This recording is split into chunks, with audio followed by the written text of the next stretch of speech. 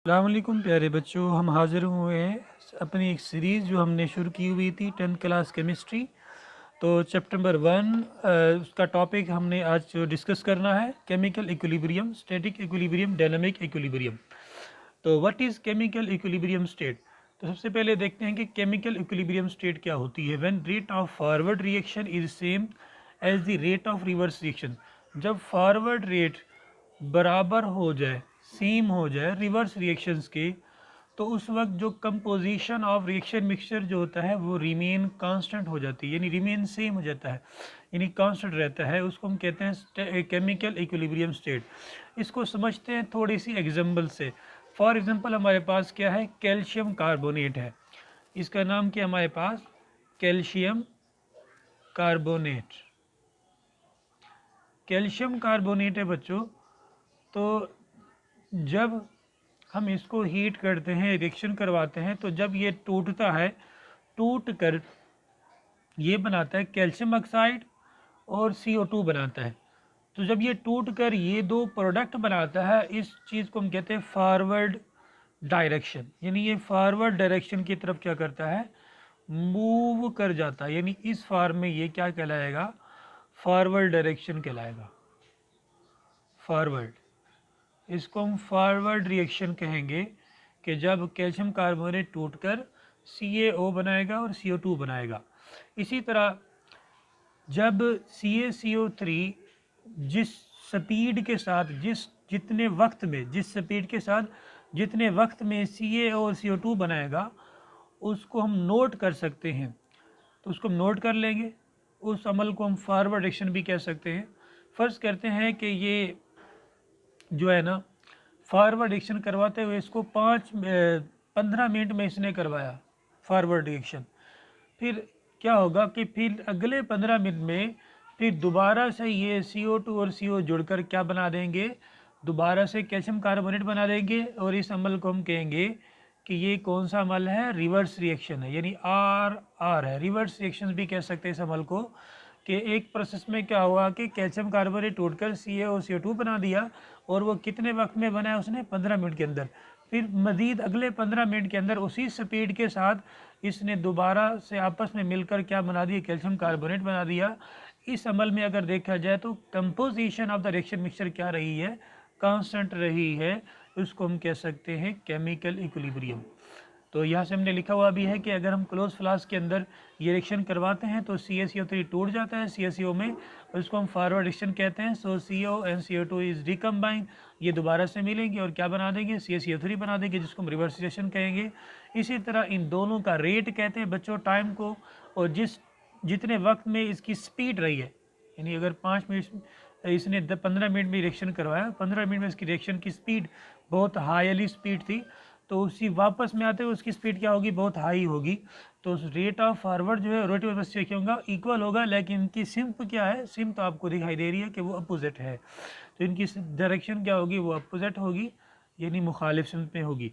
तो अब चलते हैं कि व्हाट इज स्टैटिक इक्विलिब्रियम। बच्चों व्हाट इज स्टैटिक इक्विलिब्रियम क्या होती है, तो ये देखते हैं कि जब कोई रिएक्शन चलते चलते रुक जाए, ठीक है बच्चों, कि जब कोई रिएक्शन चलते चलते रुक जाए, उस हालत को हम कहते हैं स्टैटिक इक्विलिब्रियम। कि जब कोई रिएक्शन चलते चलते रुक जाए, उसको हम स्टैटिक इक्विलिब्रियम कहते हैं। A building remain standing rather than falling down because all the forces acting on it are balanced. अगर हम देखें कि एक बिल्डिंग हमारे पास ठहरी हुई है, ये बिल्डिंग है, इस बिल्डिंग को अगर हम देखें तो इस बिल्डिंग में, क्योंकि ये बिल्डिंग ऐसी जगह पर मौजूद है जहाँ पर आसपास कोई मकान वगैरह नहीं है, कि मैदान वगैरह है, तो आसपास ये मैदान है खुला। तो अगर बिल्डिंग के आगे और पीछे से देखा जाए, ऊपर नीचे से और आगे पीछे, यानी लेफ़्ट राइट से देखा जाए, साइड से, ठीक है, आगे पीछे अप डाउन में देखा जाए, तो ये तमाम किस्म की जो फोर्सेस होंगी, left right forces, up forces, down forces, ये कैंसल टू ईच अदर, जिसकी वजह से ये बिल्डिंग क्या रहेगी, रिमेन स्टैंडिंग, तो अपनी हालत में, अपनी वहीं सही है सलामत हालत में क्या होगी, ठहरी रहेगी। कि सारी फोर्सेस क्या करेंगे, दूसरे को कैंसल टू ईच अदर। तो अब क्या होगा कि व्हाट इज़ डायनामिक इक्विलिब्रियम। तो हमारे पास एक और क्वेश्चन है, एक्सरसाइज क्वेश्चन है, व्हाट इज़ डायनामिक इक्विलिब्रियम। तो डायनामिक इक्विलिब्रियम क्या होता है और हाउ डायनामिक इक्विलिब्रियम एस्टेब्लिश, इसको किस तरह एस्टेब्लिश करते हैं। तो डायनामिक का मतलब बच्चों होता है कि कंटिन्यू रिएक्शन, कि ऐसा रिएक्शन जो चलता रहे, जो रुके ना, कंटिन्यू मोशन हो जो कभी रुके ना, उसको हम डायनामिक कहते हैं। कि reaction does not stop, rate of forward and reverse reaction become equal to each other but take place in opposite direction, जिसको हम अपोजिट डायरेक्शन में भी ले सकते हैं। जो डायनामिक इक्विलिब्रियम है उसको हम एक ग्राफ से समझते हैं। तो अगर हम देखें इनिशियली, अगर आप कंडीशन देखो कि इस रिएक्शन की जो वैल्यू है वो 50 पे होती है केसी, इस वैल्यू इसकी केसी कहाँ होती है 50 पे, इसकी वैल्यू होगी केसी की, इसकी वैल्यू क्या होगी 50 पे केसी होगी। तो 50 से पहले अगर हम देखें, केसी आने से पहले इस रिएक्शन की मिकदार क्या होगी, कम होगी। तो इसका मतलब ये रिएक्शन कहाँ जाएगा, फॉरवर्ड की तरफ जाएगा। ये रिएक्शन कहाँ जाएगा, ये रिएक्शन जो है ये फॉरवर्ड की तरफ जाएगा, ठीक है, रेट ऑफ फॉरवर्ड रिएक्शन। तो 50 आने से पहले ये कहाँ जाएगा, इसकी मिकदार वैसे ज़्यादा होगी ना, क्योंकि इसके पास कितना है 100% है, इसके पास टोटल 100% मिकदार है। तो आहिस्ता आहिस्ता ये ख़त्म होती जाएगी। जब यहाँ पर 50 बन जाएगा प्रोडक्ट, जिसको हम केसी कह रहे हैं, तो उस वक्त ये फॉरवर्ड रिएक्शन क्या होगी, आहिस्ता आहिस्ता यहाँ पे कम हो रही है। देखो पहले यहाँ पे ये 100% थी, 100 से ये कम होती होती यहाँ पे आकर 50 पे आ गई केसी।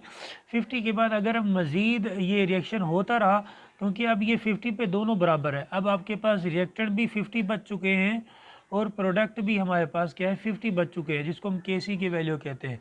अब अगर हम मज़ीद रिएक्शन होता रहेगा तो क्या होगा, जब ये रिएक्शन प्रोडक्ट की मिकदार 51 या 52 या 53 होगी, तो आहिस्ता आहिस्ता क्या होगा कि रिवर्स रिएक्शन की मिकदार बढ़ती जाएगी। तो वक्त के साथ साथ क्या होगा, ये जो रिएक्शन होगा ये रिवर्स में मूव करना शुरू कर देगा, जिसको हम आर बी कहते हैं। तो यहाँ पर हम कहते हैं, हमने जो मालूम करनी थी वो डायनामिक कंडीशन यानी इक्विलिब्रियम स्टेट मालूम करनी थी। तो 50 वाली हालत पे अगर हम देखें तो दोनों रिएक्शन क्या हो जाएंगे, 50 में प्रोडक्ट भी रिएक्टेंट भी, ये दोनों भी क्या होते हैं हमारे पास, ये प्रोडक्ट अगर देखा जाए वो भी 50 होता है, रिएक्टेंट भी 50 होते हैं। तो इस वजह से दोनों की अंदर यहाँ पे आके बराबर हो जाती है, इसको हम कहते हैं डायनामिक इक्विलिब्रियम। यहाँ पे आती केसी की वैल्यू आ जाती है, केसी से आगे जाएंगी तो फिर डायनामिक कंडीशन आ जाएगी, क्योंकि डायनामिक में क्या होता है रिएक्शन रुकता नहीं है, चलता रहता है। तो अगर हम यहाँ पर देखें इनिशियली स्टेज के ऊपर रेट ऑफ फॉरवर्ड रिएक्शन पहले क्या होगा, आपको फास्ट दिखेगा, क्यों, क्योंकि इसकी मिकदार 100 है। तो पहले इसकी स्पीड ज़्यादा होगी, फिर आहिस्ता आहिस्ता इसकी स्पीड कम होती जाएगी और रिवर्स की क्या होगी, स्पीड बढ़ती जाएगी आहिस्ता आहिस्ता। तो rate of reverse reaction slow होगा, तो पहले इसकी स्पीड स्लो होगी, इसकी स्पीड फास्ट होगी, फिर आहिस्ता आहिस्ता इसकी स्पीड स्लो होती जाएगी, इसकी स्पीड फास्ट होती जाएगी।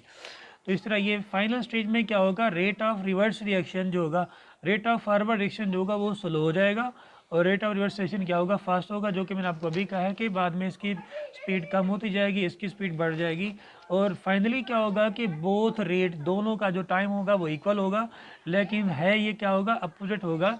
यानी जितने वक्त में H2I2 ने और 2HI बनाया था, फिर उतनी वक्त में 2HI ने टूट कर क्या बना दिया, H2I2 को बना दिया। तो दोनों का टाइम जो होगा वो सेम होगा। सो इसी हालत को हम कहते हैं इक्विलिब्रियम एस्टेब्लिश हो गया है।